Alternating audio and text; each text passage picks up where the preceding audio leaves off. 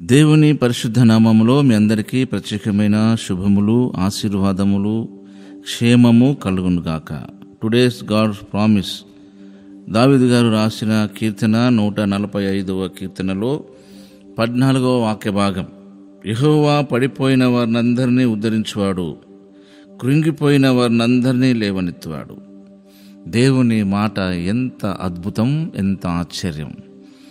ఏ మనిషి అయినా పడిపోయినప్పుడు అనేకమైన ఎలిగేషన్స్ పెడతా ఉంటారు, వాళ్ళని ఎన్నో తప్పులను ఎత్తి చూపిస్తూ అంటారు. దాని కారణంగానే వారి లైఫ్ ఇలా స్పాయిల్ అయిపోయిందని అంటూ ఉంటారు.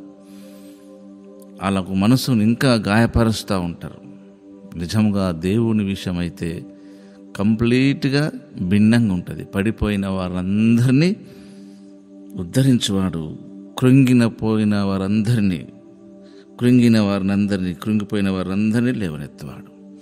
మానవుల సహజ లక్షణం కృంగిపోవుట, మానవుల యొక్క సహజ లక్షణం పడిపోవుట. కనుక భక్త జనాంగము గమనించవలసిన విషయం, ముఖ్యంగా నీవు గమనించాలి.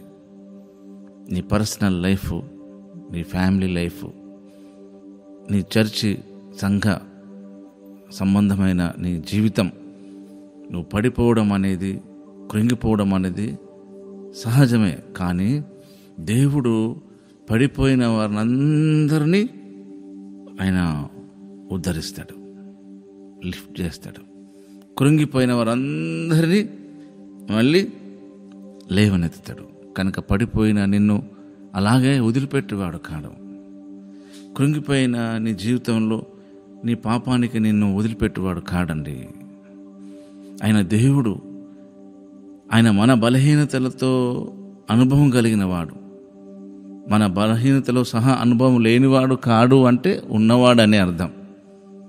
ఈ మాట హెబ్రీ పత్రిక 4వ అధ్యాయము 15వ వాక్యం రాయబడ్డది. కనుక దేవుడు నీ బలహీనతలను ఎరిగినవాడు, నీ యొక్క స్థితిగతులను ఎరిగినవాడు, నిన్ను డైలీ చూస్తున్నవాడు. నీ మీద దృష్టి క్షణమైన త్రిప్పుకోడు. ఈ విషయాన్ని మీరు బాగా అబ్జర్వ్ చేయండి. కనుక దేవుడు నువ్వే విషయంలో, ఏ సందర్భంలో, ఏ పరిస్థితిలో పడిపోయి ఉన్నావో, పడిపోతూ ఉన్నావో, అలాగే ఏ విషయంలో నువ్వు కృంగిపోతూనే ఉన్నావో, దేవుడు ఈరోజు మరొకసారి నీతో మాట్లాడేది ఏంటంటే, నీకు ఇచ్చే వాగ్దానం, ప్రామిస్. పడిపోయిన నిన్ను ఉద్ధరిస్తాను అంటున్నాడు, కృంగిపోయిన నిన్ను లేవనెత్తుతాను అంటున్నాడు. ఆ మాటను నమ్మండి. ఆ మాటలోని సృజనాత్మకమైన శక్తితో మీరు తిరిగి పుంజుకోండి. దేవునితో నడవండి, దేవుని కార్యాలను అనుభవించండి. అందుకే మీరు పిలువబడినారు. ఈ వాక్యము మనందరి జీవితంలో, ముఖ్యంగా వింటున్న మీ జీవితంలో సమృద్ధిగా నెరవేర్చబడును గాక. పరిశుద్ధుడైన మా తండ్రి, మీకు వందనాలు. ఈ మాట సత్యం, వాస్తవం. కనుక నాయన, పడిపోయిన మా జీవితంలో, కృంగిపోయిన మా జీవితంలో నీవు కార్యాలు జరిగించే దేవుడవు, విడిచిపెట్టే దేవుడవు కావు.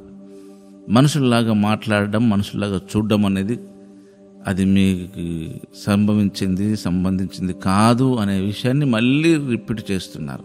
నువ్వు దేవుడవు, మా దేవుడవు. కనుక నాయనా, ఈ వాక్యం వింటున్న బిడ్డల జీవితంలో అద్భుతం జరిగించి, నీ మాట నీ పక్షముగా నెరవేర్చి, నీ బిడ్డలను తృప్తిపరిచి, లేవనెత్తి, తిరిగి పునరుజ్జీవం అనుకరించి, స్వస్థపరిచి, ఆశీర్వదించమని యేసు నామములోనే ఈ ప్రార్థన అడిగి వేడుకుంటున్నాం తండ్రి.